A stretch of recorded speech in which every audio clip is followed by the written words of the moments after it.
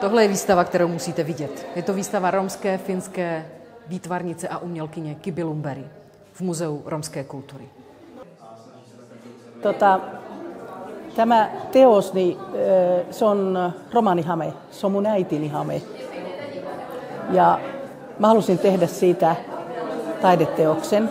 Eli on perhonen, joka lentää vapaana. Ja sitten olet varmaan nähnyt, kun perhonen on laitettu kiinni neuloilla. Niin mä heijastin sitä pintaa siihen, sitä ajatusta. Ja siitä mä tein sitten tämän. Mä haluan teille romaninaiset sanoa ihan niin kuin vakavasti tämän asian.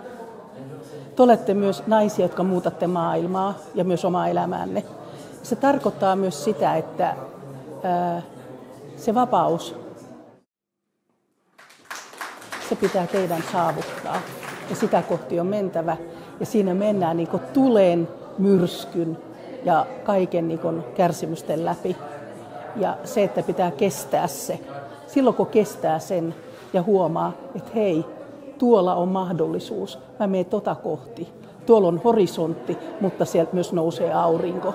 Mä menen vapautta kohti. Että ei pidä antaa periksi, koska romaninaiset on hyvin älykkäitä, joista on monet hyvin lahjakkaita. Teidän vaan pitää uskaltaa vapauttaa itsenne orjuudesta. Tahle výstava je o odvaze. Je o odvaze stoupnout si do vlastní síly a být tím, kým doopravdy jste. Ať už to stojí jakékoliv překážky anebo jakékoliv problémy. Kiba Lumbery je mimořádně silná inspirativní osobnost a umění, které dělá, dává velkou energii mně jako romské ženě. Jít za tím, co je pro mě důležité.